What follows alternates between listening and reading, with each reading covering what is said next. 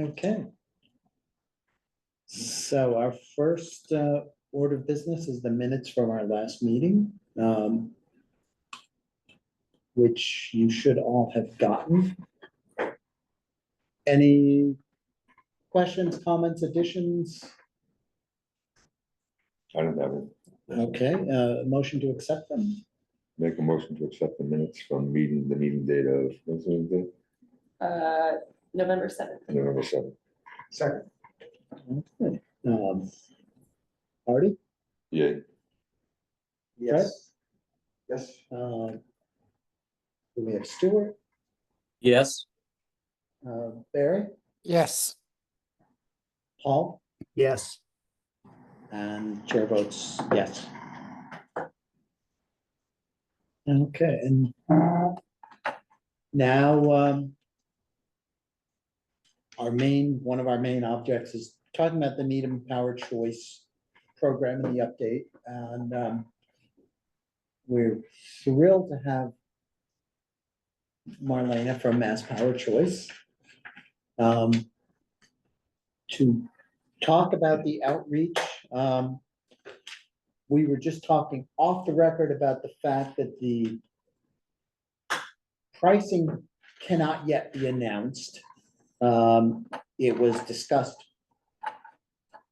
briefly at the select board meeting last night, but really what our focus tonight is to get a sense from Marlena about how the Climate Action Committee, other town groups, as well as groups like Green Needham, the League of Women Voters, how really we can get community support behind Needham Power Choice and not trip over you.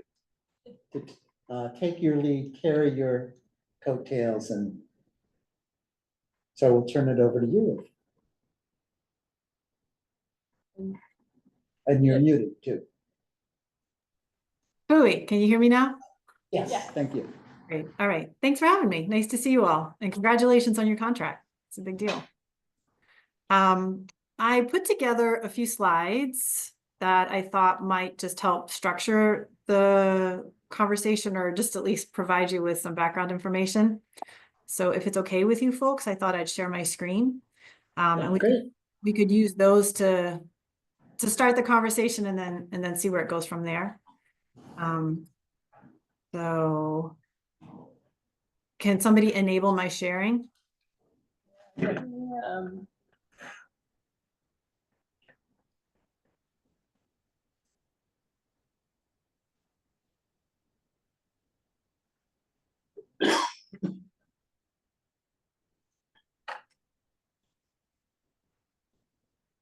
So you should be able to share, because did you join as a panelist? Now I can. Oh, okay, great. So let's see.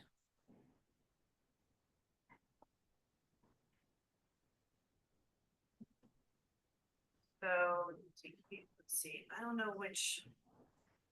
Let's see. Are you seeing? You're not seeing the presentation view, are you? And now we do. View, like the full screen view? We see the PowerPoint slides in editing mode. Yeah, that's not what I wanted.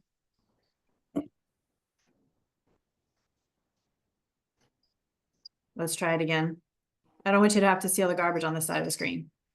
Let me try and share again. It's not the worst thing. Yeah.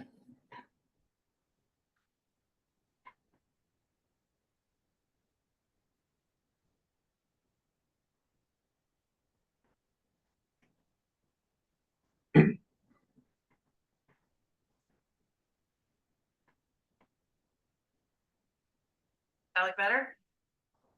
Yep. Yes. All right. Nice. Okay. So cover slide. I don't need to spend a lot of time on that. Moving to the next slide though. If it's going to let me do it in this mode. Maybe not. There we are.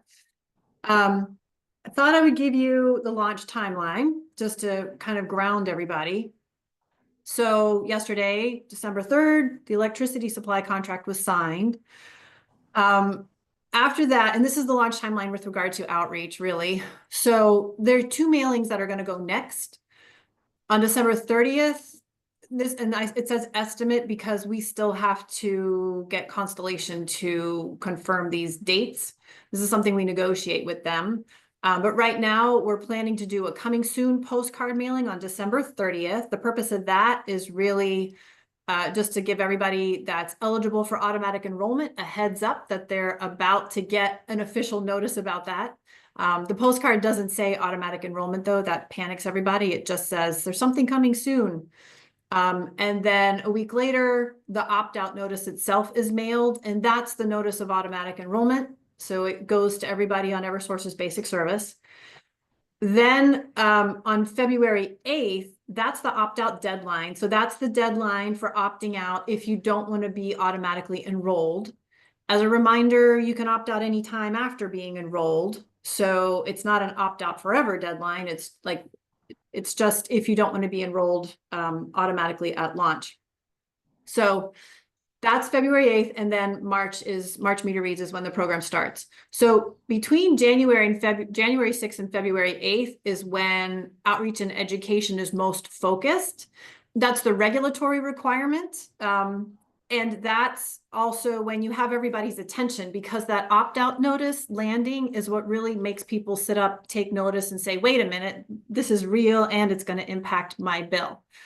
You're not limited to doing opt-out in that or outreach in that window, but just so you know, that's kind of the intensive period when you have the attention of most people.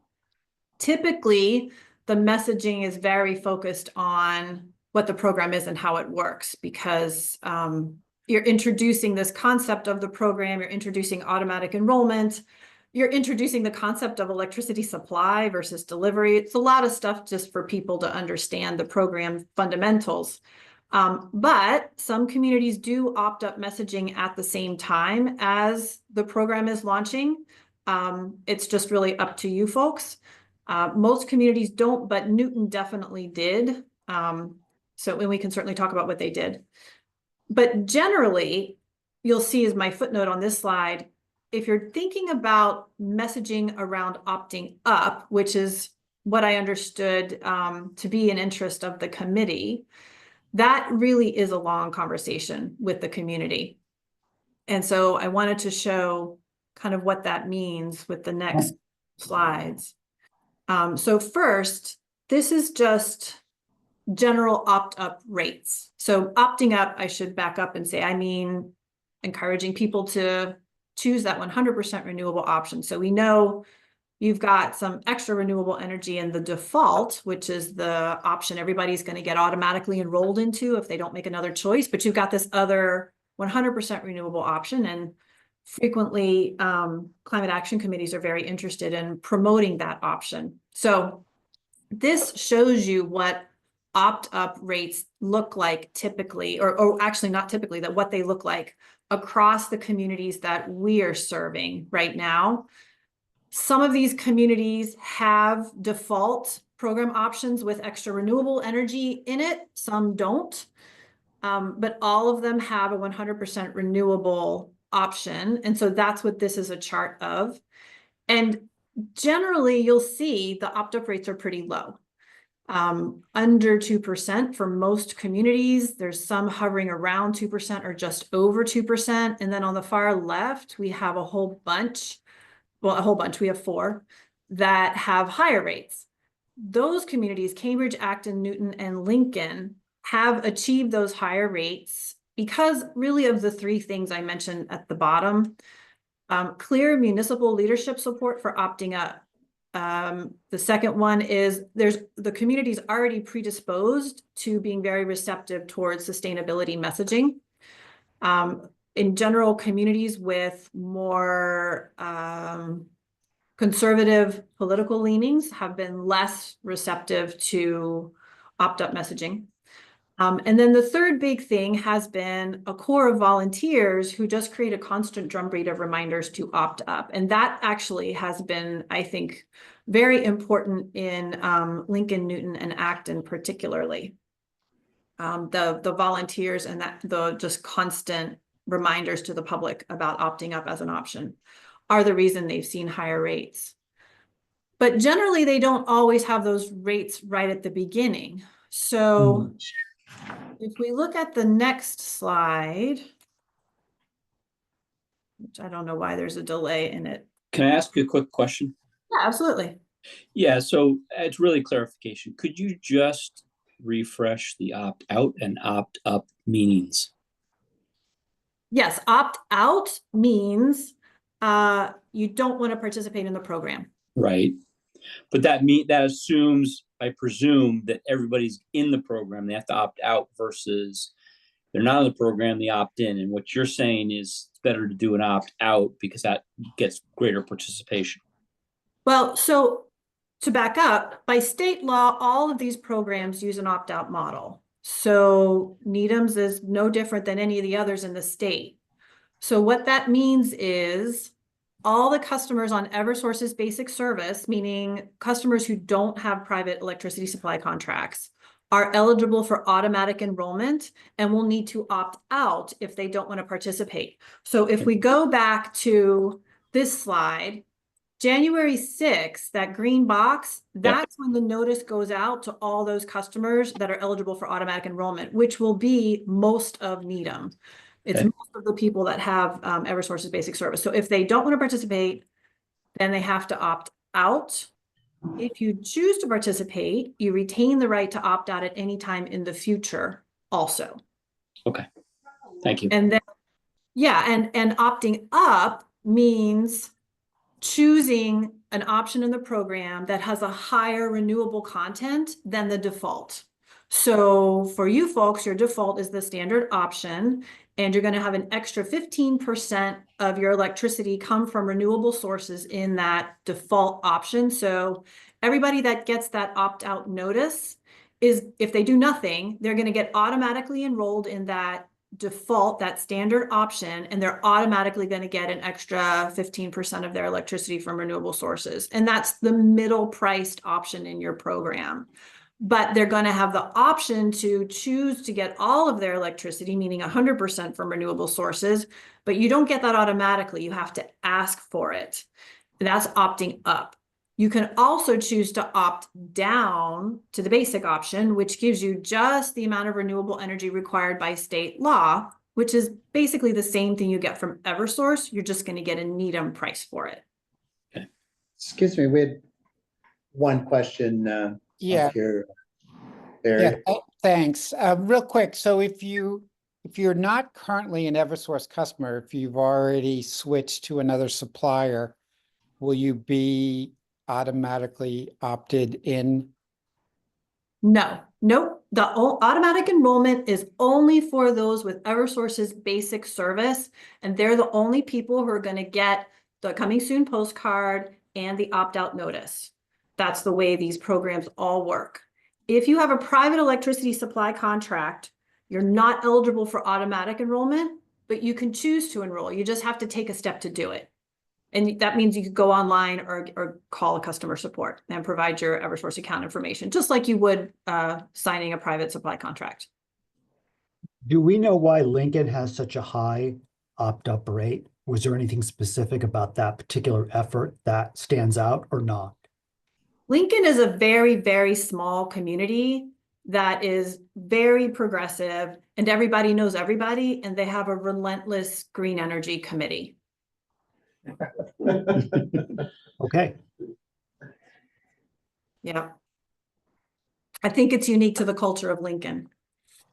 Any other questions before I move on? No? All righty. So back to this slide, this tells you kind of to set kind of expectations around what typically happens if you're talking about moving people to the 100% renewable option. Because remember, the default option, the standard option with the extra 15%, you don't have to do a campaign to convince people to choose that because that's the default. You automatically get that when you participate in the program if you don't request another one. So the vast majority of program participants are going to get that extra 15% from renewable sources automatically. And a small number are gonna choose more. So the real power of the program lies in that standard. And so it's great that you guys have added renewable energy to your default. This graph, though, is showing the people who have elected to pay more to get 100% of their electricity from renewable sources. So this is typically what sustainability committees, climate action committees, things are eventually asking about, is how do we promote this 100% renewable option? And generally, it's a long conversation with the community over time to do that. These 4 on the left here are communities that do regular outreach to the public about the 100% renewable option and have been doing so for many years. The other communities don't do so much. Wayland is an exception. They just launched. And so they've just started some outreach kind of simultaneously. But generally, what you see with that long tail there is what participation looks like without an ongoing campaign. The typical participation is 2% or less in the 100% renewable option. And then just so you can see what the pace of that looks like, which is what I was about to show you. So this is what this is the first 24 months of 5 programs. So they all launched at different times, but we just kind of stacked the first 24 months of their program life on top of each other, just so you could kind of see what opting up looks like, and that it can be a slow process. So you see Acton, Cambridge, Lincoln, Newton, and I threw Watertown in there too.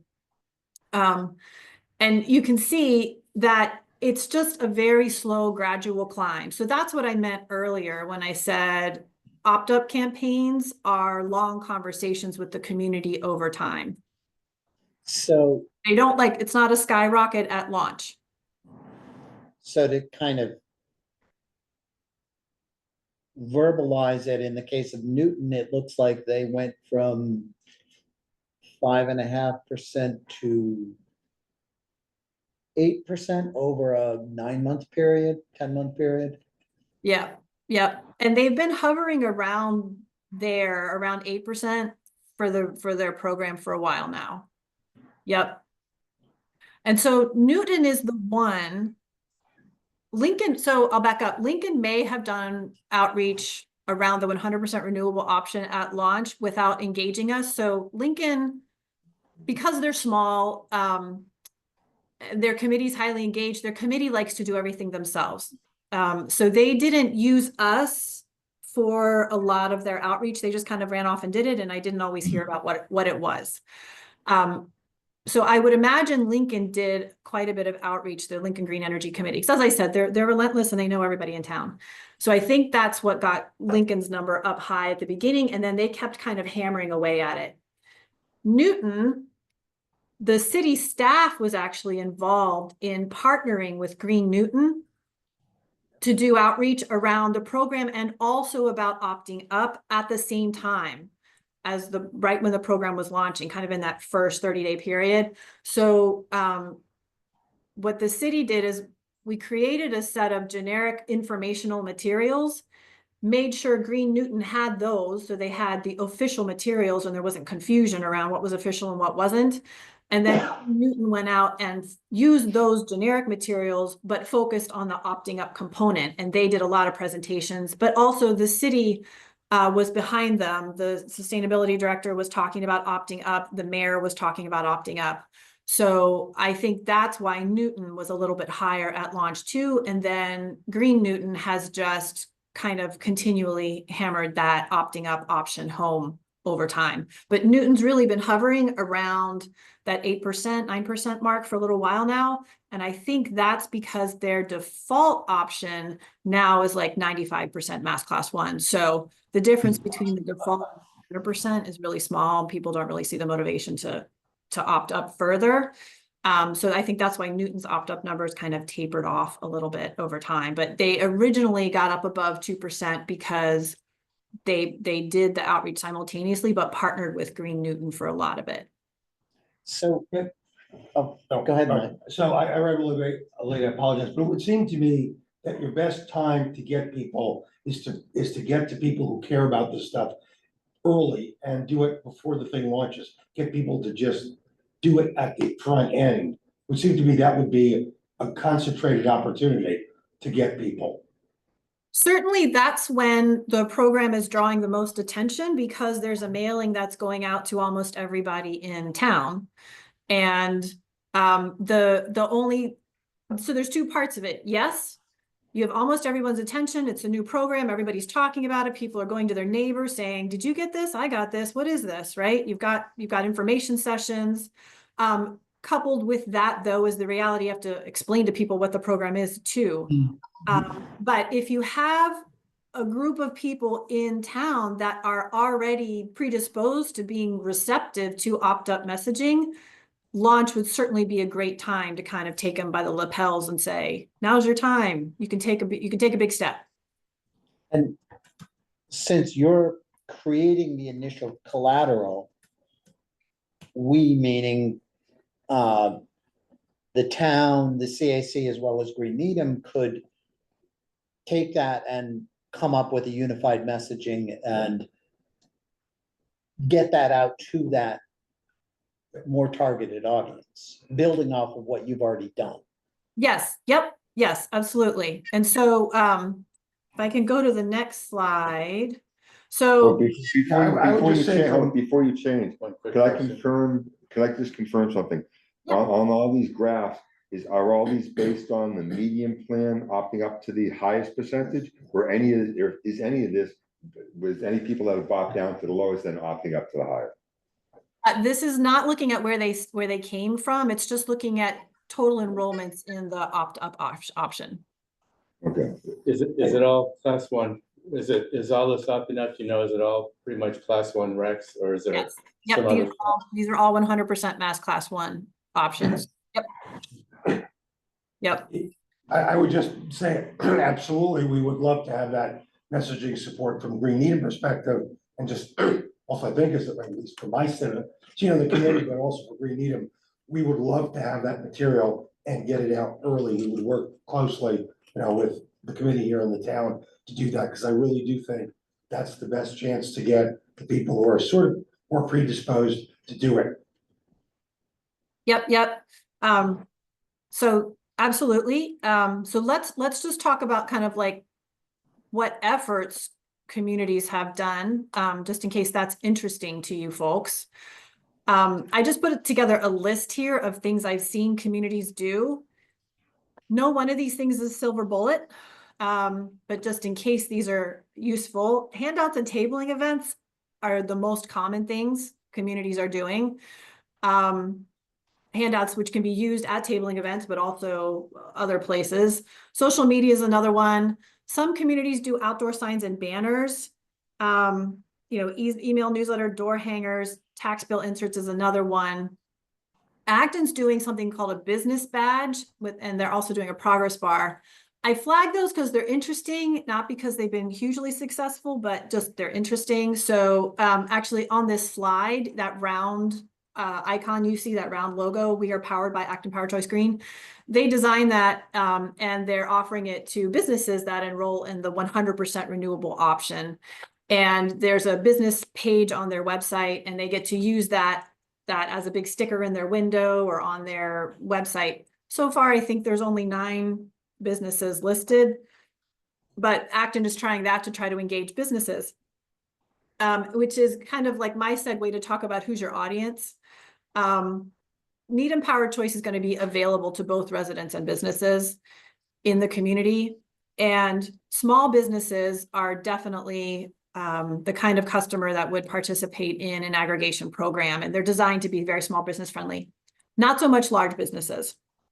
Large businesses typically have their own private electricity supply contracts. They can usually get much more competitive pricing on their own. So usually they're not sitting on basic service anyway. And if they open a new account and it lands on basic service and is eligible for automatic enrollment, it doesn't last. They pull it right off and into a supply contract. So if you're talking about opting up and you want to target businesses, it's typically small businesses that you're going to be targeting. You can certainly try to have a conversation with larger businesses, but it's a more challenging conversation because they're, like I said, they're frequently tied to supply contracts and price is not a small thing with them. For the most part, though, residential customers are gonna be where you want to focus your messaging. That's mostly who's opting up. As I said, Acton's business webpage only shows 9 small businesses so far. Doesn't mean that's going to be limited there, but it's just a very slow process. Can I just ask the example materials you have on the screen, were those materials that were shared by both town staff, the committee, and the local NGO, or like I'm just curious, like, was everybody sharing the same materials, or were some of these tailored to different groups? So just to go through what I slapped on there. So we've got the business badge, which was created by in collaboration between town staff and Green Acton. And then there's a handout there as well that was also a collaboration between town staff and Green Acton. So they work very closely together. Acton town staff is very, very supportive of the opt-up message and regularly works with Green Acton to promote it. But Green Acton does most of the footwork because there's just more people there, more ability to do outreach. The Newton piece, that's actually a banner that was put around by the city, that was put around the city in many places. So that was an official city banner that the city wanted to put out. And then the other one is a Lexington card that was, it's one side of a handout. There's something on the other side. It's a card handout used at events that was created for town staff to use as a handout. So in all 3 cases, there was staff and volunteer committee member collaboration and use of these materials. Does that answer your question, Gabby? Yes. Yeah. The Newton Power Choice was, I saw it a lot as a lawn sign, a yard sign. Sorry, say it again? I saw, that I saw as a yard sign in Newton. Yes, yep, they also did yard signs, correct. And so the city, at the time of the launch, the city really wanted to promote opting up. So yes, there was, I think Newton benefited from having an already kind of highly engaged, well-educated community base. So there were a lot of people there who kind of came up to speed quickly on what the program was. So adding an opt-out message on top of that wasn't like too overwhelming for them. So yes, the city did yard signs, the city did banners, the city did a bunch of specific opt-out message. And that kind of goes back to what I was saying before. One of like the big pillars that I see that supports strong opt-up engagement in any community is support from municipality itself, municipal leadership for opting up. I mean, I agree with getting as much out there as possible. Lawn signs aren't exactly environmentally sound. Well, it's what gets the message out in this community, period. And you're doing it once, or you could do it multiple times. And there don't have to be a lot of them also, just in key positions. But they do have to be, and banners are very expensive to make and put up. If you've ever checked the cost of putting up those big ones, maybe you haven't. Oh, you mean the town center, Yeah. they're very expensive. Phenomenally expensive. It's insane, right? I don't think that anyone's gonna go for that. What is a progress bar? Oh, that's like The thermometer. kilometers. Oh, okay. Yeah. Says I like thought you were our target meaning is 1,000 and we're at 450. Beverages. Yeah. I think here's my thought about that. If you go on Acton's website, actonpowerchoice.com, you'll see they've got a progress bar there, which they designed and wanted there. It's like the United Way thing. Yeah, Yeah. I think here's what I've found in just kind of watching Acton's experience with that. And one thing I'll say for Acton is they've just tried a lot of different things over the years, and it's been just terrific to work with them because they're just always trying new ideas. They're very focused on opting up, and they're relentless. They have a lot of energy, and they're just always try this. So the rest of us get to learn how it goes. I think the challenge with the progress bar and opting up is opting up happens slowly, one by one. So if you have a really big number on your progress bar, like our goal is 1,000 accounts, but the number of accounts is changing by 2 or 3 each month, it doesn't give you much sense of satisfaction. So I think that's a little bit, the progress bar is a little bit tricky. I don't know if they're going to stick with it or not. It's kind of a new thing they were trying this year. That's a little bit tricky.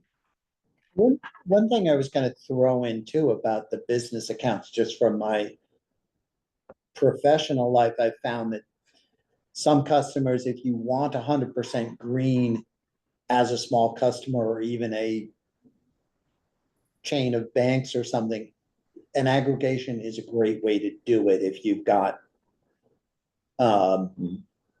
because it's a cheap way to get 100% green power and an easy way as opposed to getting your own contract. And that's something we can explore. And maybe in conjunction with the Chamber of Commerce as well to get that messaging out to the business community. I mean, it is one of the big benefits of an aggregation is that you, the individual customer, don't have to go out and find a broker or figure out Rex or any of that, right? Like it's all baked in. It's a very easy product from that perspective, and there's no commitment. So a business or an individual who wants to try opting up, but they're worried maybe in 6 months their financial situation changes and they can't, they can change their mind. You can move between program options at any time. So that means they could opt up 1 month and opt down the next month and opt back up the next month. That's no problem at all. So it's pretty low risk from that perspective. It's a good thing to include in our messaging. Yeah. So I just have one other slide I wanted to show you, and then I'll stop sharing, which is this one. So I want to just touch briefly on committees versus community groups. So it's important to know that any official town representatives is obligated to adhere to DPU rules around how you describe the program. And so that specifically really tends to mean you have to include a savings can't be guaranteed disclaimer whenever you're talking about savings. And the DPU is very, very firm on this. We can't ever imply savings are guaranteed in any way or that they will exist in perpetuity or anything like that. We just can't do it. And if you mention savings, you have to have a disclaimer that they can't be guaranteed. So if you just like work that into your thinking, work that into any communications you have, that will just make sure you don't run afoul of the DPU. And that's just like, it's a good knee-jerk thing to work in. The other piece to keep in mind is accurate presentation of renewable content. So what the DPU is not okay with is referring to the state's minimum requirements for renewable content, but only referring to the class 1 component of that. It used to be that they were kind of soft. They're like, oh, well, 24% mass class 1s and 38% other stuff. And so communities would just say something like, the state only requires 24% renewable energy, but our program has X% renewable energy. You can't do that. You can't refer to the state's requirement by only referring to the class 1 piece of the state's requirement as renewable. You have to refer to the total renewable content if you're going to refer to the state's requirement. So the state's requirement this year is 24% class 1 plus 38% mix of other stuff, some clean but not renewable, some renewable but not clean.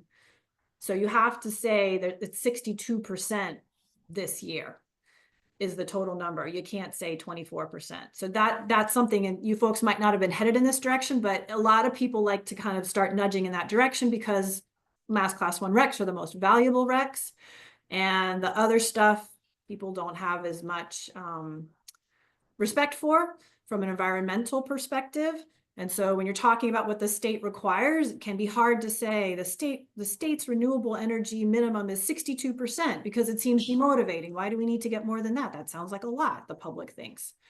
But you have to acknowledge that whole thing if you're going to do any flyers or handouts or anything that refer to the state's renewable content. So, and that's something that we can definitely help you with that.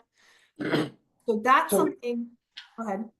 No, I was wondering, so you can mention the class 1, but you have to have all content, or how do you? Okay.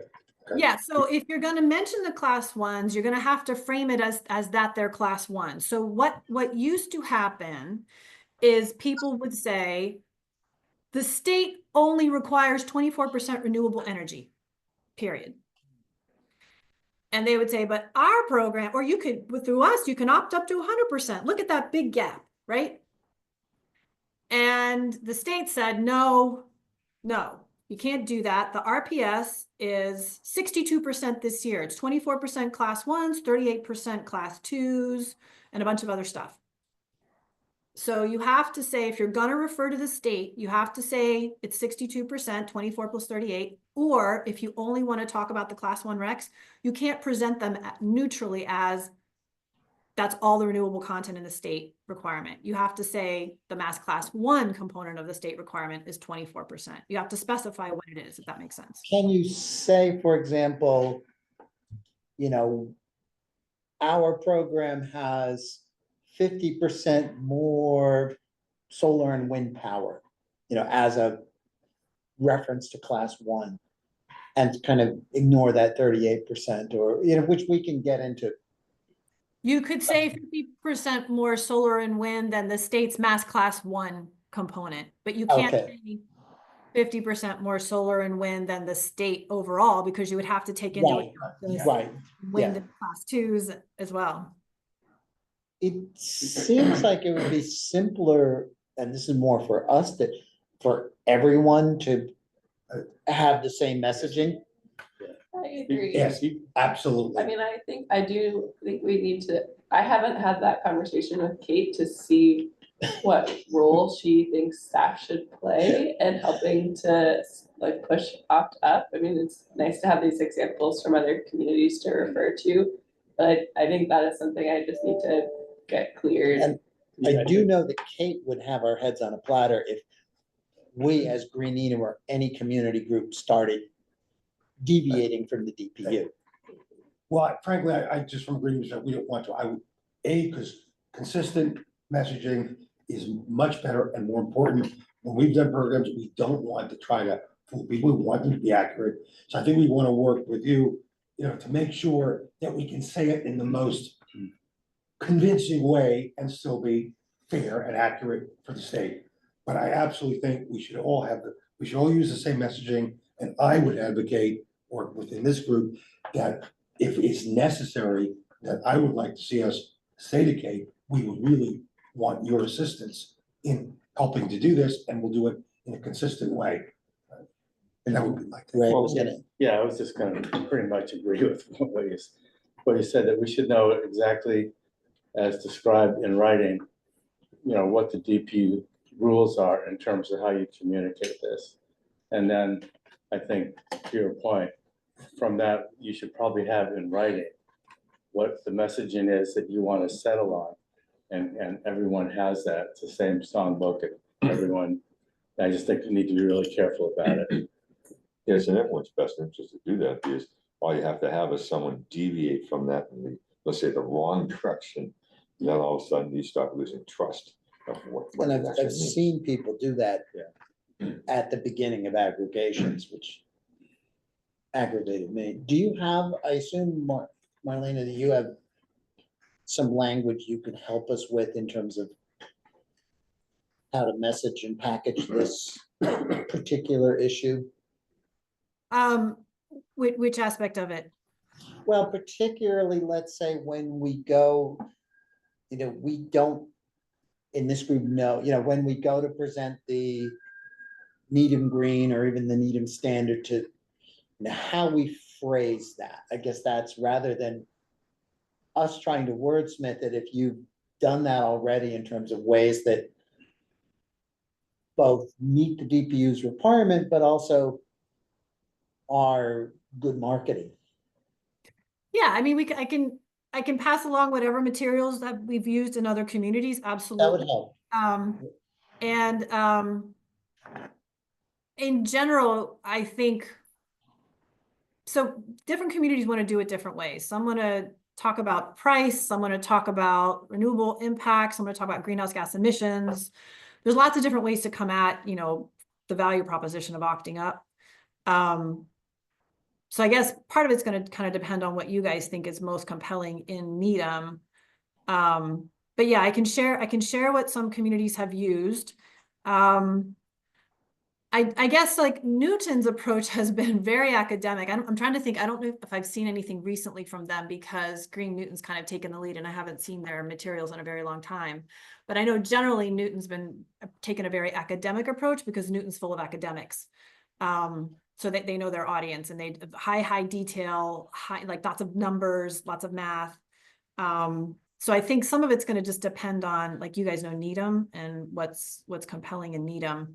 But I can definitely help you guys refine messages and make sure that what you're saying is accurate and clear and not confusing. And I mean, everything you're saying right now sounds great to me. I love the focus on consistency and unified messaging. One thing that's just unfortunately true is electric bills are confusing already without programs like this. Like, just none of us knows what they look like. People don't even look at them anymore, right? We all pay them electronically. So program like this comes out and says it's going to change the supply charge on your bill, and people are like, supply charge on my bill? Like, I don't even know what that is, right? So it's a pretty big mountain to climb already. Informationally, consistency is kind of the only way you're going to get people there, because otherwise they're just going to get confused. So I love everything you're saying. If I could just finish this slide, I just wanted to make the point that community groups, so like Green Needham, would not be bound by the same rules. So community groups, and this is technically, right? Technically, community groups are not bound by the same rules because they're not the official voice of the municipality. So there's more latitude in what can be said and done. For example, a community group, like a Green Needham material, might not have to have a savings disclaimer on it because they're not an official town organization. But I offer this with the caveat that what you've already said is true. If you have inconsistent messaging, it creates suspicion and distrust and confusion. So I would recommend doing exactly what you've discussed, which is having unified messaging and everybody put it out. And maybe what that means is you have some pieces that talk about all three program options in a neutral way, but your organization then takes that and focuses on a piece of it or something like that. Or maybe we develop a renewable energy opt-up focus piece that everybody uses. You can all kind of put your spin on it, but the basic messaging is there. The other final point I wanted to mention is what's there in green is what I said already. So some municipalities work very closely with community environmental advocates and provide them with official program materials. That can really help because that way the public sees the same materials every time. They don't see one that looks official and one that looks kind of official, but a little homemade, and maybe that's not official. The reason that's important is because you're going to get supplier marketing that's going to come in at the same time you're launching. Suppliers pay attention to when communities launch these programs and will often target them with mailings and outreach. And those mailings and outreach will look very official in style, and they're designed to compete directly with the launching program. So the more consistent your materials and messages are, the more recognizable they're going to be and the more trustworthy they're going to be, and easy to distinguish from all that other noise. So And is there, oh, sorry. Oh, sorry. And then the last thing I wanted to mention is just the last point here is in some municipalities, the municipal staff really wants to take a more measured approach to talking to the community and doesn't want to do the work of promoting opting up because they want the municipal staff to be the voice that says there's room in this tent for everyone, even if you're really financially sensitive, price sensitive, or you don't prioritize renewables, this program is also for you. And so the municipal staff want to be the ones to have that message. And then they have a committee and community volunteers do the work of the opting up message. So that is also something that some communities do. Obviously, that's not the same as what I was saying before. We have the municipality trumpeting opting up, but that is a dynamic that we've seen a lot in communities. And so that's just something that Needham's going to have to figure out what's the right dynamic. So, Well, I think the community can lead by example as far, or the municipality can lead by example of what we're doing.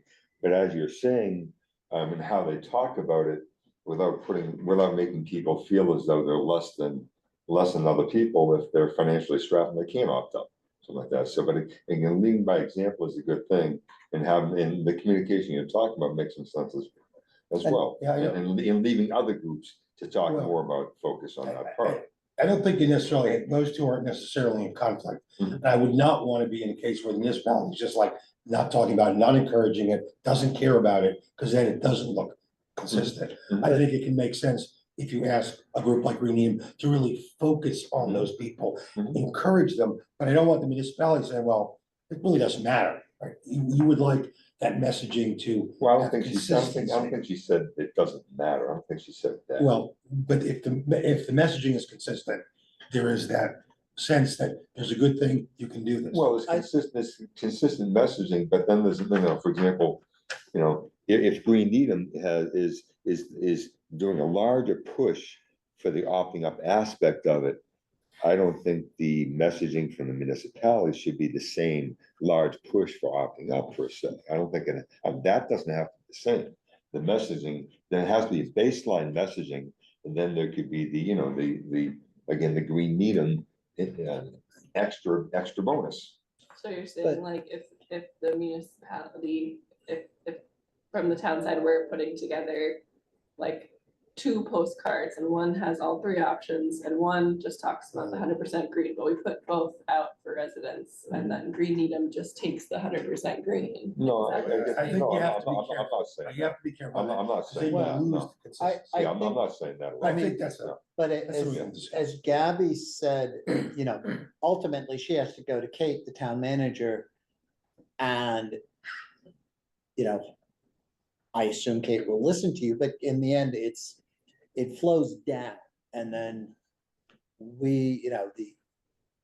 I think certainly groups like Green Needham, League of Women Voters, probably, maybe others, can work on this messaging on the opt-out regardless of what the town does.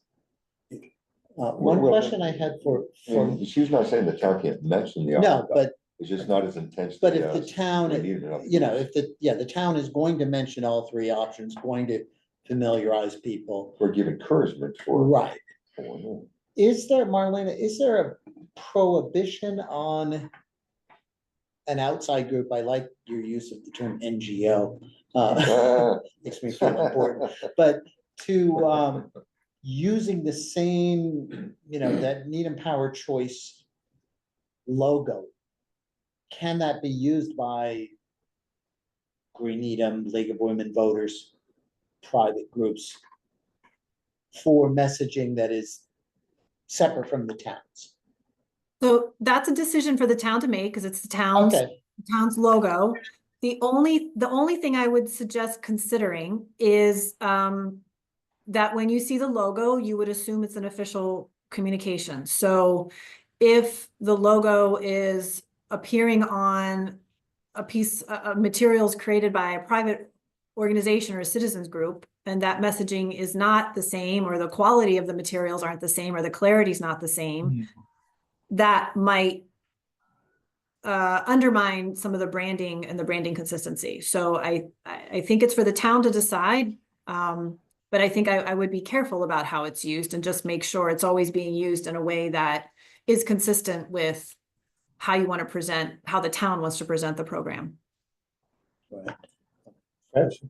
Well, just seeing that trust is an issue and change is scary to people. I wonder, is there research that shows what people worry the most about? And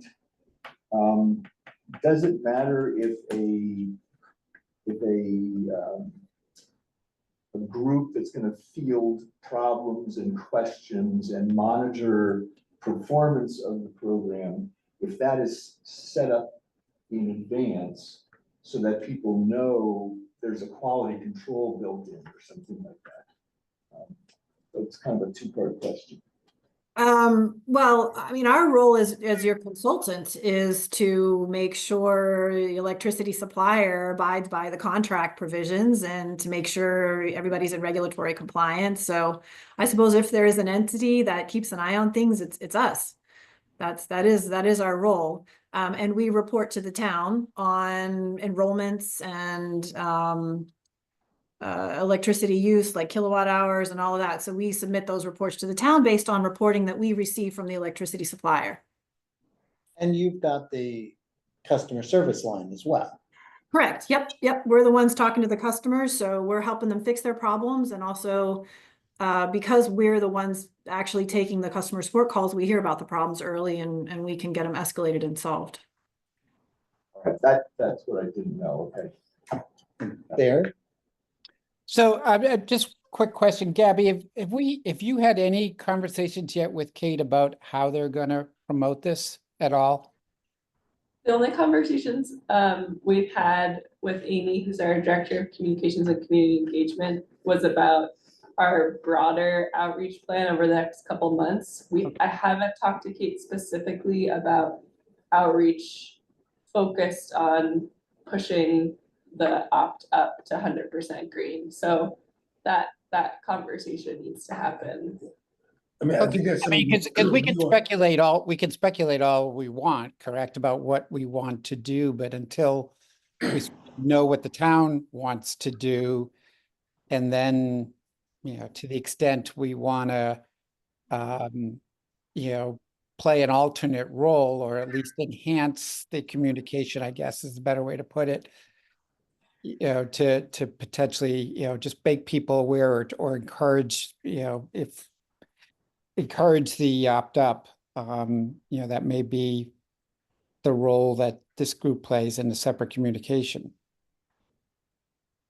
I would agree, and I think what we're getting here is sort of the general groundwork and maybe laying out some of these questions that I know I hadn't thought about as far as, okay, yeah, you have to talk to Kate, the town, and then decide on what you're gonna emphasize, but also what the ground rules are for the community to promote the opt-out. I would encourage, I think, Gabby, you and Amy to develop something, as opposed to talking to Kate. You and Amy with what we're talking about, develop something that you could bring to Kate and say, here's what we'd like to do, and here's why we want to do it. I think that will be more successful, because I think I've worked with her, she's very good at this. And to the extent that we can support, we want it to be consistent as much as possible. To me, the town may not put as much emphasis on one part or another, and that's fine. But I would really like to see all the messaging be completely consistent. And even if it's, say, hypothetically, Green Needham, that really spends more time encouraging people to opt up and aiming at those people. I think it would be, I don't want to feel like, oh yeah, the town never talks about opting up, but we want you to do it. That doesn't have the right feel. But I think you and Amy could come up with something that feels comfortable and you could sell to Kate. Yeah, I hear what you're saying, and Amy's been a wonderful partner on trying to game plan outreach for this, so I will bring this back to her and also share some of the examples from other communities, so we can kind of talk through what this looks like and what's worked in other places. But yeah, I agree also with what Barry said, that I don't want us to go around in circles putting for something without knowing where Kate's comfort level is. Yeah, and I think we're certainly not as a committee, there's nothing to vote on or decide. This is more just, but it's been really helpful. Yeah. We only got our contract yesterday. That's very fresh. How long is the contract for? What's the period? It's for 2 years. And remember what I said, that an opt-up campaign, it's a long conversation with the community. Yes, it's good to take advantage of launch, but then you're gonna always have new people moving in, and you're always gonna have competition from private competitive supply offers that are promising 100% renewable, but it's gonna be wind from Texas, not Mass Class 1 REC. So it's a long, ongoing conversation you have to kind of have with the community. Do people, this is something that popped into my head. One of the things we've talked about establishing separately is an energy coach. And one of the things the energy coach does is somebody says, well, gee, I have these 2 proposals for heat pumps. What do you think? Do volunteer committees ever perform that kind of outreach where somebody says, gee, I have this price of 12 cents, and have somebody explain, well, this is, Texas wind, or do we not even want to go down that route in terms of helping people sort? So I haven't heard of committees taking that on specifically. It's not an uncommon question to come into our customer support line, though. People will say, well, I got something in the mail that was promising me 100% renewable energy for like 5 cents less. Why should I choose this? So we already have to tackle that. People do ask that because they go on Energy Switch, ma.gov, and they see what's there, or they get some flyer. So I think it's a great topic and something very, very useful to think about. I haven't heard a committee trying to do a coordinated campaign, but Could be something that could be addressed, say, in a blog post by an organization as far as here's how to read a proposal. I think it's very valid. Just because there's a lot of those 100% renewable options out there. Like Clean Choice Energy is a big one. You guys may have seen their marketing. They market Yes. widely, heavily in Massachusetts, and they talk a lot about clean energy. They are not selling Mass Class 1 RECs. Anybody who's going to be including Mass Class 1 RECs is going to include it in their marketing because they're so expensive, right? Like nobody's going to market those without saying that's what they're including because they have to explain their high price if they've got 100% Class 1 RECs. So What are they buying? What are they buying? they're If they're typically saying buying national this wind is when- RECs, which are from the middle of the country, from giant wind farms that are in a different Already exists. up and running for a long time. Your purchase will have no market impact. It's not going to be enough to build demand, to build anything new. It's just a completely different set of market dynamics there. These massive farms are up and running and generating wind, whether you buy it from them or not. So that's typically what they're selling. You don't get the impact of the Mass Class 1 RECs buying from the New England grid. And also Clean Choice is famous for giving you a price for a period of time. And then once your contract period ends, they switch to monthly variable pricing that can be several times your price. And we'll have people calling, whoever's calling us with the most ridiculous price, it's always a Clean Choice customer. So, I mean, I think it's worth, and a lot of these people are like, I paid 100% renewable. I think I'm doing the right thing. And we're like, yeah, but you could be paying less and making a local market impact. So I think it's a great topic for you guys to think about. I think we want to make sure that information is available. But you can handle those for customers, right? Yeah, we get those questions. Okay. Only because, our energy coach is certainly. Yeah, no. He's capable of handling it, but it would be great to No. know that people can go, we can encourage people, hey, It was more the analogy of the energy coach. Well, it was, I think you just addressed my question, which is, how do you look at this program versus Clean Choice or some of these third parties that come in and communicating around that, because you mentioned at the outset that they're gonna come in and probably market pretty heavily too, once this program launches. So there probably needs to be, Nick had a good idea about how to read a proposal. You've had some experience here. It seems like we got to anticipate how to address that. Because it can, you could say, it can promise a lot, and then all of a sudden there's variable pricing, natural gas prices go up. It'd be really good, just to add to Gabby's list of things to do. But it just seems like it's a really important one to really address that, because I get those mailers and I just don't like the way they look. So without knowing a lot. Yeah, it seems like as maybe a prelude or background to the official messaging that some sort of informational piece might be worthwhile, even if only within, having Green Needham do something, maybe have you get a look-see so that, there's a couple of thousand people on the mailing list to get Are there any DPU guidelines about a community aggregation program talking about these third-party programs? Or No, not? it's not that I'm aware of. No, I mean, I think it's a great. So the third parties are one of the big things that community aggregations provide respite from, right? They provide a safe harbor from for so many reasons. One of them is the fact that the renewable energy that you buying through those programs, your money isn't having a market impact the way you might want it to. Maybe it's a good ethical decision because you don't want to put your money into fossil fuels, you want to put it into renewables. So it's a good ethical decision. But what if you could do more? What if your money was contributing to building market demand in a market where that demand actually had an impact? All the aggregation communities together have increased renewable energy purchases like something like 1 or 2% or something, which sounds small, but it's actually quite a lot. They're having a real measurable impact in the state because of the Class 1 REC purchases. So you don't get that through these private offers. You just don't. You don't get local impact. It's not even local. You just don't get impact. You're just making an ethical decision. You're not actually building demand.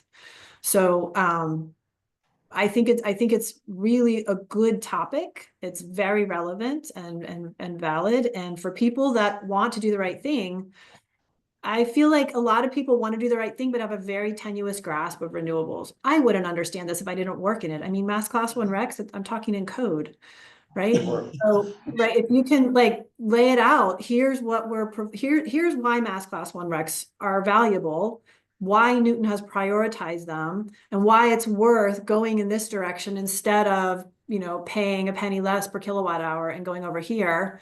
Here's what you get for it. You actually make a real impact over here in New England. I think it's great. One last question. When will the contract be public and when? So we just sent Marlana a press release today. So she's sharing that with our electricity supplier. They have 3 days to review. So the second that comes back to us, we will be putting that out all over. The contract itself? We won't be sharing the contract, but we'll be sharing the press release. Which has the prices in it and the renewable content. Well,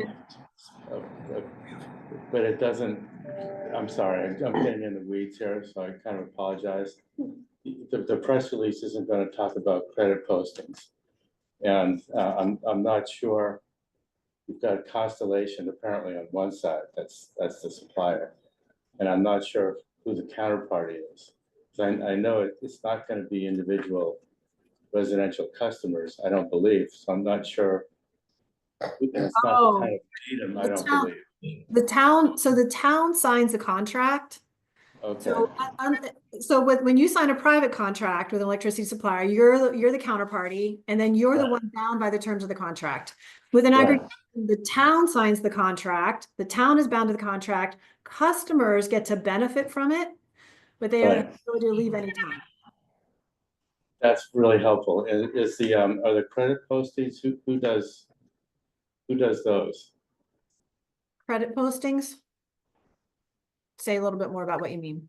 Okay, so in the procurement work that I've done, there's always sort of a set of aggregate revenues based on a certain price. That'll be the contract price. And then there'll be, for example, the actual costs of servicing that contract, which could at some point be lower or another point be higher than the revenues you get at that price. And either way, there's generally speaking some kind of a credit posting requirement for the difference. So this is a fixed price contract, period. It's a fixed price that doesn't vary for the 24 months, regardless of what happens. Is that what you're getting at? Well, I understand that, but then Constellation is buying the power. Yes. And that the cost of buying that power should vary over the 2-year period. Not a problem, but that's their problem. That's not our That's their problem. risk. It's entirely their risk. They actually typically hedge right after they sign the contract, but it's their risk. it's their risk whether it goes higher or Yes. lower. It's 100%. their risk, and they have to make good on it through some contract Yes. terms. It's Okay. it's a fixed price contract. They cannot change the contract just because market conditions change.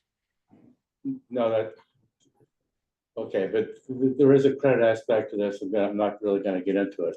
But that's why I wanted to look at the contract to see how that all worked.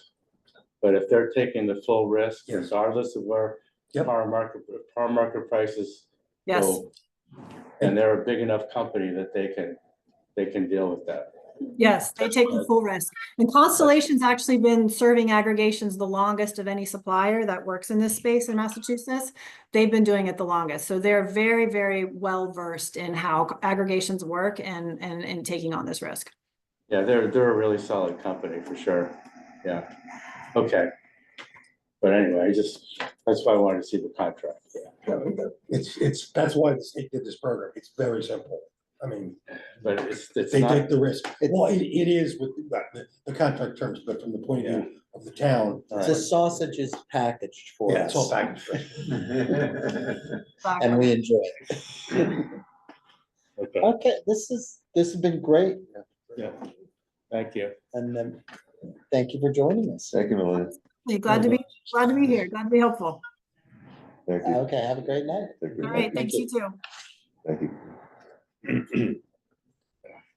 Okay. So moving on, we've got the impacts of the MBTA communities referendum. I think it occurred to me during this discussion that we're gonna have some overlap in our messaging, and I'm sure with the towns, Yeah, it's just something to keep in mind, and You mean people's attention will be drawn elsewhere? attention and people, community groups getting a message out. There'll be some overlap in the first 2 weeks of January. yes, Mhm. yeah, a lot of messaging coming out of January. So I just wanted to speak really briefly on this topic. Knowing that we had talked previously about concerns regarding grants and compliance with MBTA communities. So as I'm sure everyone knows, the Needham residents for thoughtful zoning were able to obtain enough signatures to bring a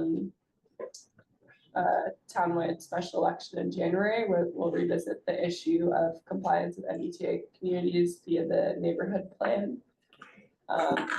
So in terms of immediate impacts for grants, some of this is unknown because it will vary depending on timing and whether or not how the vote plays out in January. January 14th is the scheduled special election, and whether or not this has to go to special town meeting.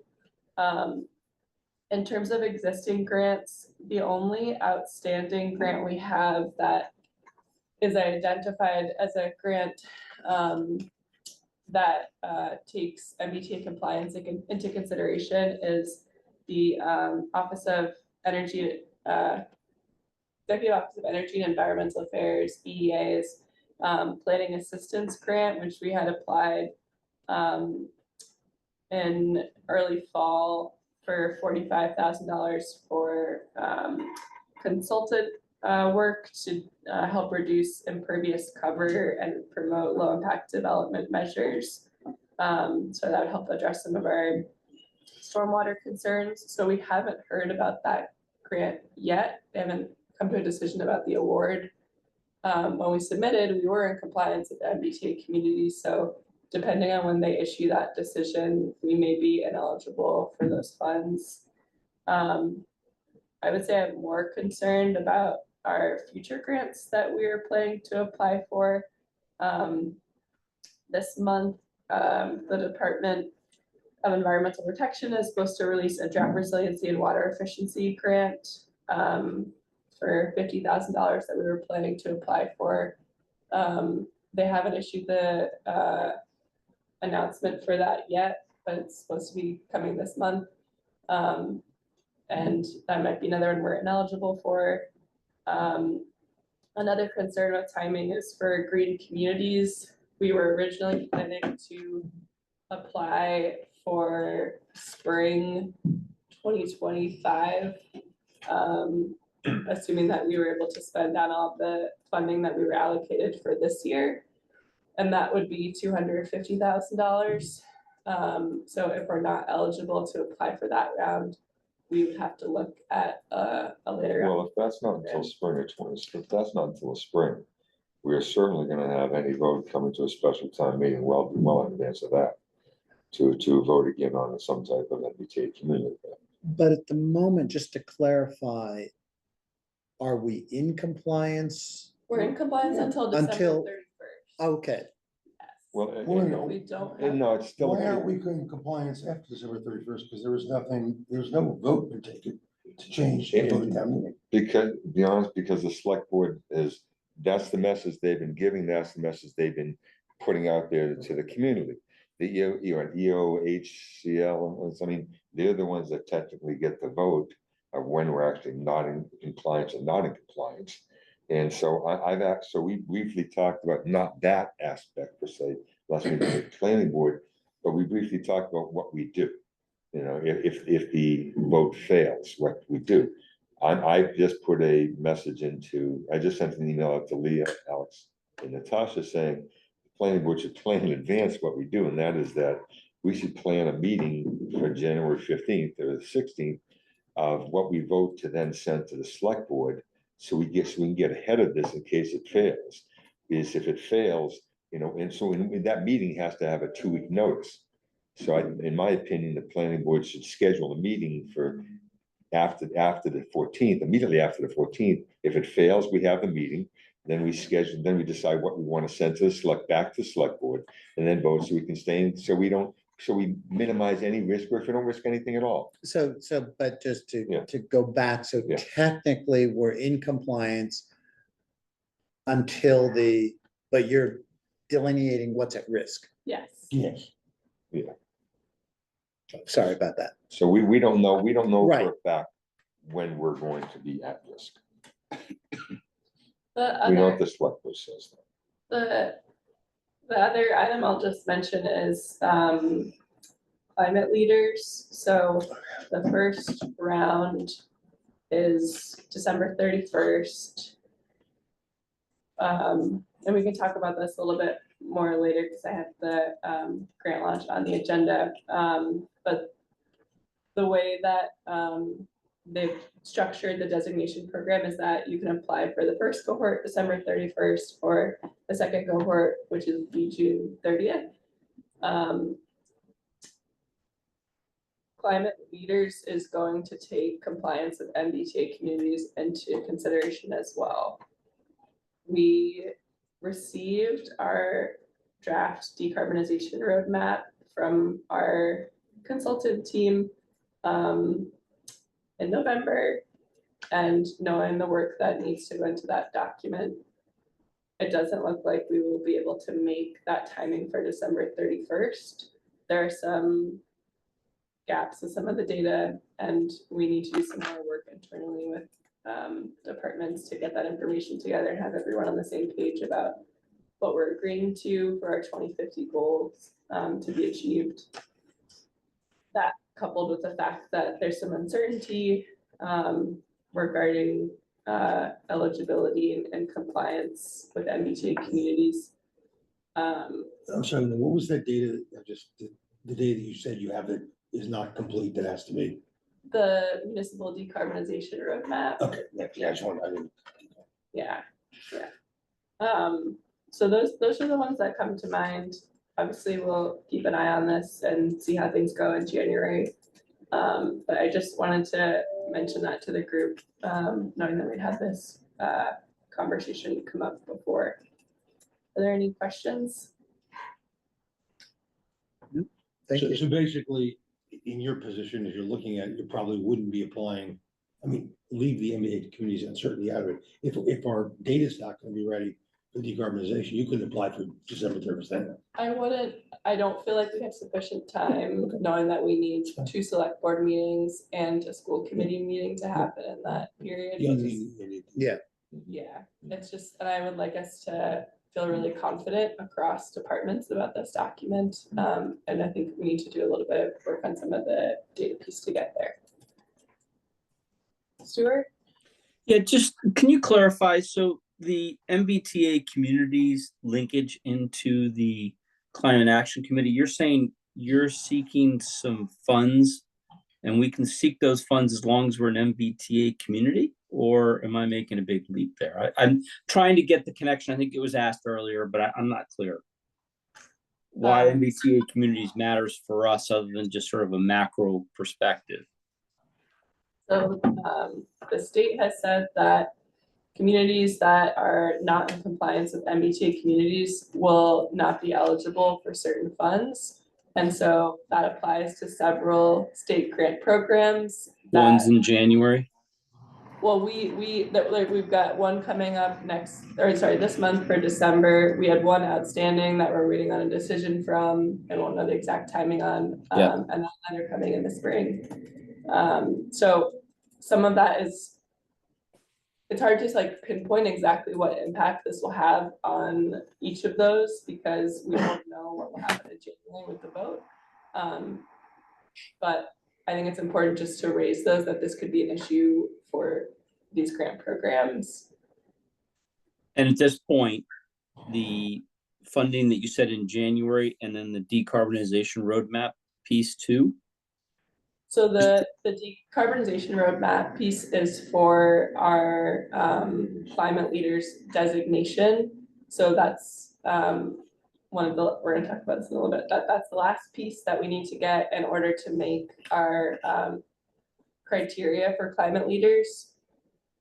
But that document is, it's a lot. It's all of our municipal buildings and our municipal fleet, and it's planning up to 2050 how we're going to achieve net zero across all those sectors. So given the time when we received the document and some issues of timing in terms of getting this in front of boards and committees, we're not going to be able to make the December 31st deadline, but there's another cohort in June that I would like us to aim for. But any grants that would require or preference, anything for climate leaders, grants for climate leaders, we would not be eligible to go for between now and June. If we don't come into compliance with MBTA communities at all, like if we decide as a community we don't want to do this, we would not be eligible for the climate leaders grants. Yeah.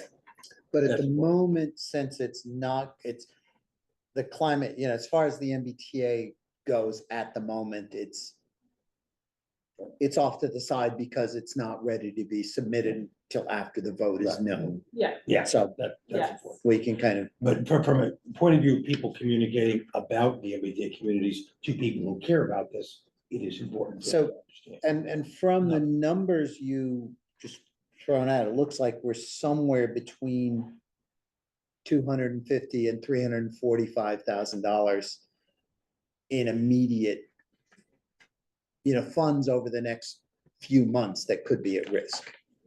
Yes, but climate, yeah. So, Those meetings, yes. Okay. Any other questions on that? I think. So the quick update on this embodied carbon working group. Stephen has graciously volunteered to be the chair for it. Unfortunately, he had a death in the family. Couldn't make it. We're still putting the group together. I've started within the SharePoint folder, Gabby set up a folder for embodied carbon. I just put a lot more stuff in there. So far, in addition to, we've got Bill Paulson, who's a realtor, and very interested in sustainability issues. I've got Jess Charlap, who's the sustainability coordinator at Olin. And Stephen and I'm blanking who else we have on it. Ed, Ed, yes, Ed Quinlan, who's the Green Needham energy coach and an energy engineer. One thing I thought about, Stuart, in terms of anyone from the PBBC, if there's anyone who used to be Yeah, on the we posed it. We haven't had a face-to-face meeting yet. Yeah. We have to do that in that meeting. To do that, Erwin and I spoke briefly, but we will have to bring that up with Richard. The other thing I was gonna float by you, I came across a group this morning called the Carbon Leadership Forum, which is part of the Boston Society of Architects. And I was gonna float some of the names past you and maybe Erwin and Natasha to see if any of these people live in Needham that we might be able to draft in. Because it'd be really good to get some of that expertise. Yep. So I'll shoot you over those names. Okay.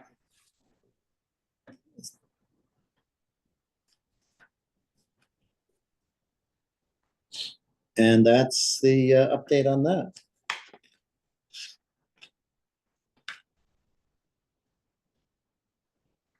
the next item on here was our zero emission vehicles first policy update. So I think we talked about this at our last meeting, but the select board. Or maybe we didn't talk about this at our last meeting. The select board did approve the zero emission vehicles first policy. So that has officially been adopted. And then this was also on the agenda for the school committee at the end of November. And from my conversation with Dan, it sounded like that was going to go well, but I wasn't able to attend that meeting, unfortunately. Did it go through school committee? Well, we haven't done a vote because we had to hear first. And then- So I just asked Dan when he's gonna Okay. vote, yeah, but I don't see any issues with it. Okay. Awesome. Thank you, Michael.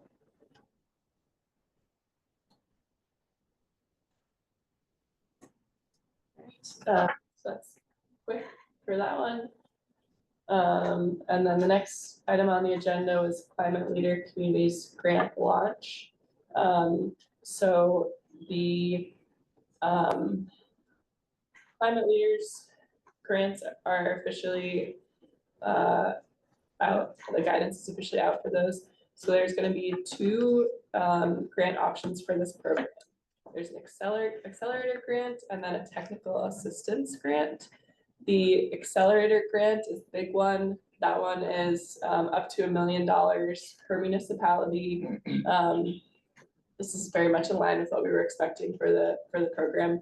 Up to $1 million, and it covers projects ranging from heating and cooling systems, upgrades to ground source heat pumps, air source heat pumps, solar PV, battery storage, a lot of projects that we have an interest in. I'm happy to share the guidance for both of these if anyone is interested in actually reading through the guidance document as well.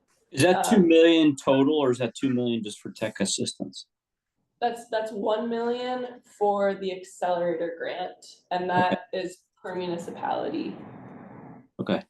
The technical assistance grant is only up to 150,000 per community. And that includes, basically it's like in-depth engineering and design assistance for trying to vet projects more thoroughly. Both of those grants, the state has identified funding sources for those through 2027 or until funds are spent. So it's hard to know how many communities will apply for this program, knowing that they have to pass those 6 criteria to be eligible. But we are definitely interested in trying to get in with the second cohort for designation, so we can apply for the funds. The funds are gonna be on a, similar to what it is with Green Communities, there'll be 2 deadlines each year. For the accelerator grant, it will be August and February of each year. And for the accelerator, or sorry, for the technical assistance, actually I'm not sure what the deadline is for that one. I think that one is that one's semi-annual as well, but I'll have to double check, which months that is. The accelerator has up to 52 million and the technical assistance grant has up to 7.5 million. Those were the main points I wanted to emphasize for those. So in theory, if we apply for the June 30th designation, I did ask our Green Communities Regional Coordinator if they thought the turnaround would be quick enough to have us apply for that August deadline for the accelerator grant, and they said they weren't sure at this point. We'll have to see how quickly they can turn that around, but they said it'd probably be better to plan for applying that February. So that would be February 2027. 26. Yes. But they didn't, definitely, I mean, you have to figure out what you're gonna put in and, you know, whether we would get notified. If we're notified that we're in, then you just would need the time to be able to Yeah. put it together and know what the projects are gonna be. Yeah. Clearly, it would be advantageous, you know. Yeah. So the good thing from the pot of money sounds like being if we're in the second cohort, when we're in the second cohort, we're not, it's not like we're there at the tail end of the money, say with Green Communities where I think we're the 330th town and got some crumbs on the bad candy from Halloween 3 years ago. Yeah, there's I think 200, yeah. So we're like, there's only 48 communities that have passed the specialized code, and that's the most difficult, I would say. But of those 48 communities, I mean, I know some of the sustainability staff in those communities are there in the same boat as us of like trying to work on that one or two last pieces. I know of a few communities who are planning to submit for this December 31st deadline. But I just don't know if people will apply right away. There's no way it's gonna be a huge number, but it says if you can get into the June, I think that first August grant, I mean, there'll be lots of money there. Yeah. Yeah. Even if other people go after it. Yeah. There'll only be so many communities who are even ready. So I guess what that means is if there's anything people can do to help. I don't know if there is, but if there's anything people can do to help. Yeah. I'm gonna have a conversation again with Hank about the decarbonization roadmap. And figuring out if there's a time when would be good to present to this group, because I would like to walk this group through the document. that would be great. Talk about it in more detail. Yeah. And I know $1 million seems like a lot, but you are pretty confident you have some projects that would fit nicely into the accelerator. I imagine we do. Some projects that come just about $2 million. That would be great to jump on. Okay. Yeah, I don't think we would have an issue with that. Just figure if we can make the timing work with getting funding. What is the submittal date again? For the designation or for the grant? For both right now. For designation, the first deadline is December 31st and the second one is June 30th. For the accelerator grant, the deadline is it's in August for that first accelerator grant round, and the following one will be in February. But the December 31st and the June, they're the same thing. That's Yes. for designation, yeah, so it's But then- designation first. But then as far as the grant, we're talking about grant money in August, when do we have to? It doesn't matter if it's the December 31st or June one, for applying for the grant one? So we need to The grant? receive from the state our designation before we can go for the grant. So if the state like really had their act together and they can move quickly on reviewing our designation, we could make August, but at this point, don't know. It's a big if. It's an if. On the other end, I expect every community that's gonna apply is gonna say the same thing to the state, how quickly can you do this? Yeah. So, Yeah. and it's in the state's interest because they want people to become climate leaders, so Yeah. we'll see. Yeah, but if anyone's interested in the guidance and wants to see it in more detail, just let me know. I'm happy to send around those documents. Any other questions? Nope, okay.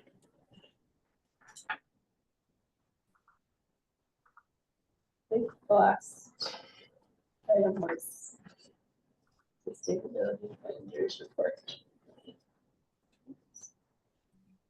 Oh. Let's see. Sorry, everybody, bear with me for a moment.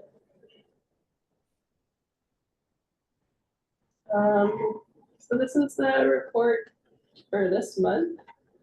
I think the only items I wanted to call out,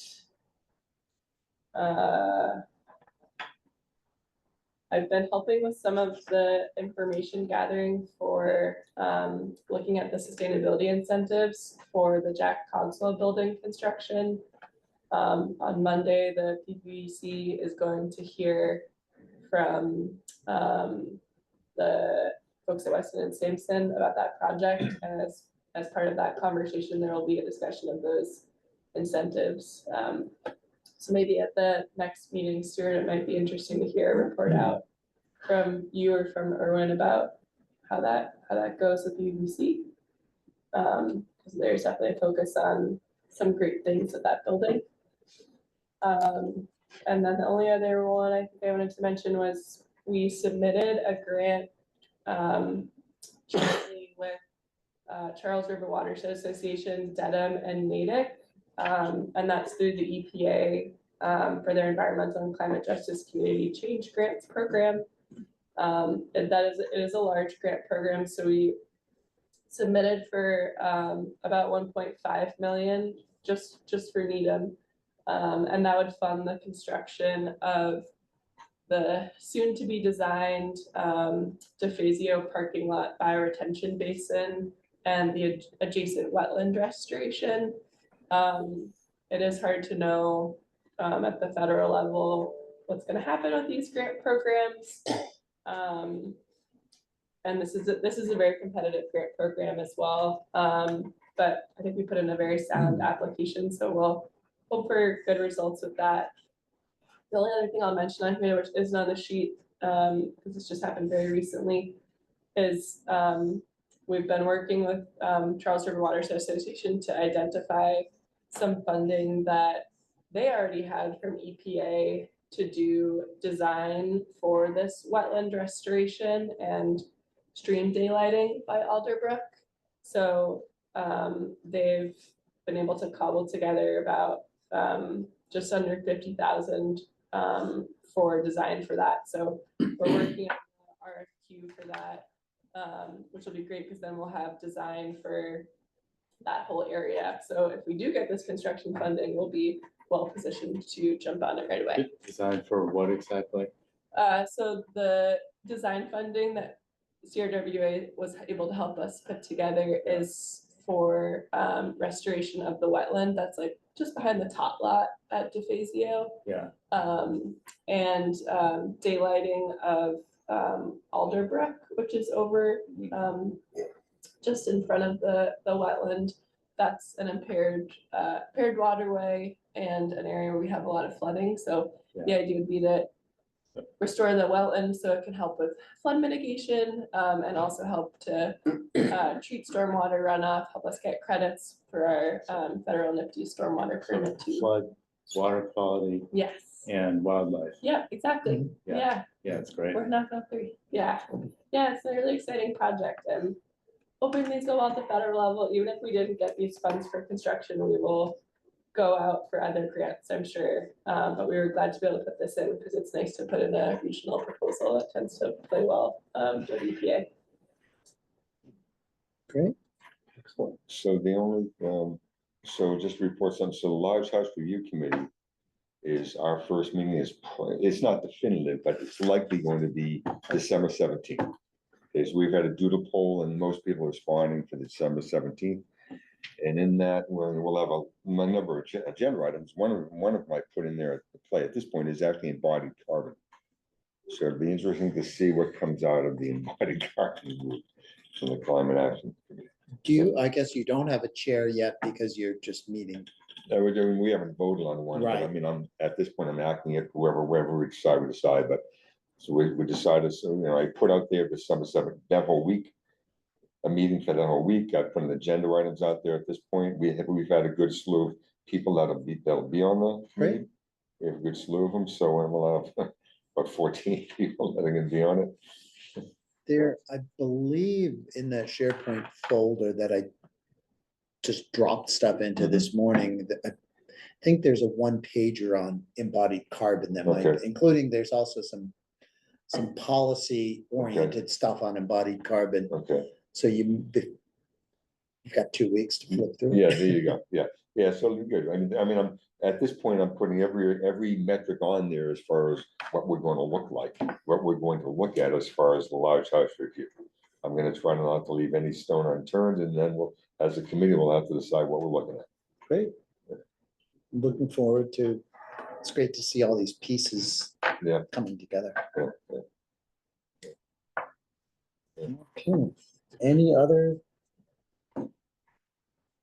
issues? All right, then.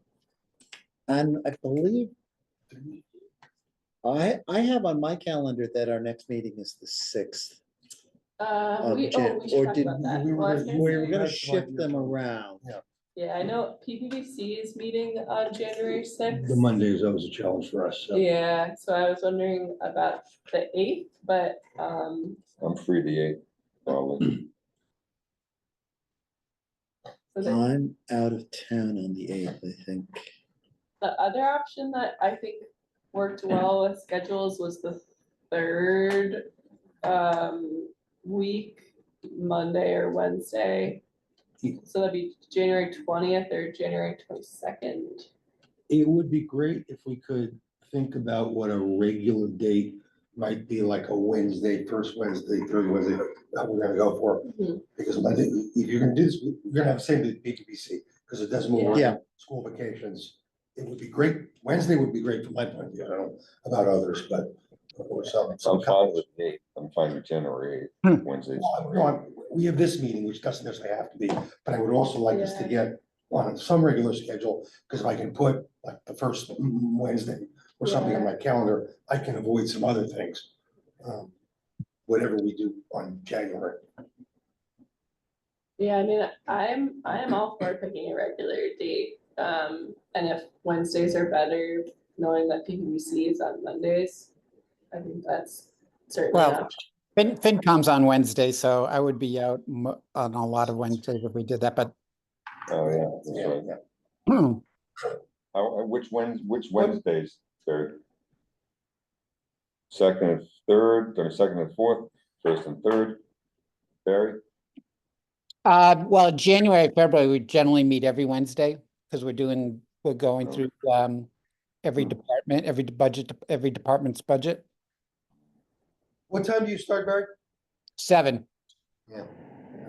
Could we shift to the second Monday, which is the PVBC the, It's usually first and third, but then you get school vacations. And yeah, other yeah. things that get in the way. I mean, you're always gonna run into something. I think we lose Yeah. Paul then or Paul M, because of Mobility. mobility there the second. So what about Thursdays?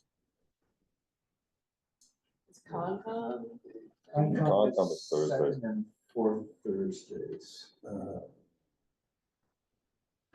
Could we do the first Thursday You mean well, are we talking about January or generally? or in general? I have a change club when I can get there, but. Well, I mean, I can meet on Tuesdays, I just can't meet planning No, board. Tuesdays are not good Tuesdays. because we've got school committee and select board. That's not a good night. Yeah.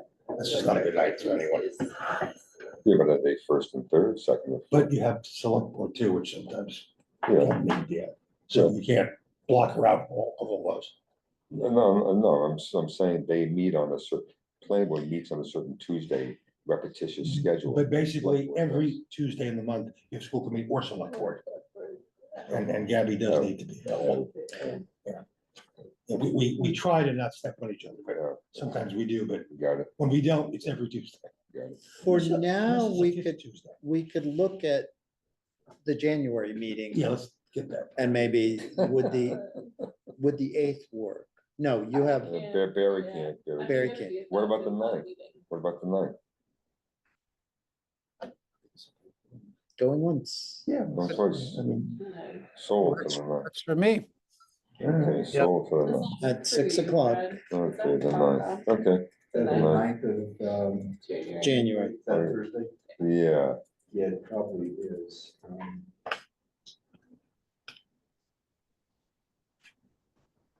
So that's, we just did this one, we can figure out. Well, we start ours at 6. yeah, Isn't the Concon 7:30 or is it 7? It's 7. 7, 7, okay. and it's remote.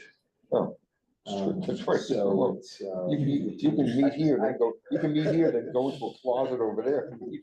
I could have. He's going silent. First hour. Put your headphones in, put your headphones in. It feels like no matter what, we're gonna lose It's happening. one person. Yeah, we're gonna have to figure that out going forward.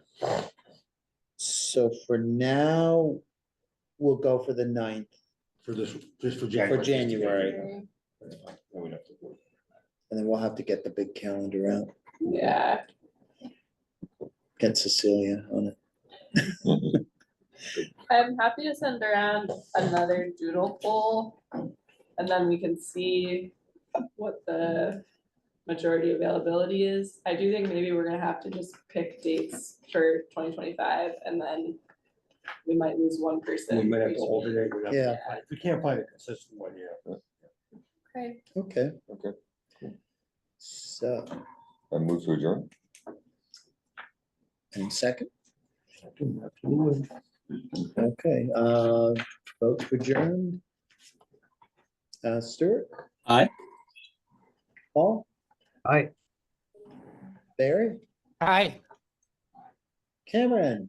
Aye. Aye, bye. Michael? Aye. Fred? And chair says aye, Aye. so we are adjourned. You're an honorary.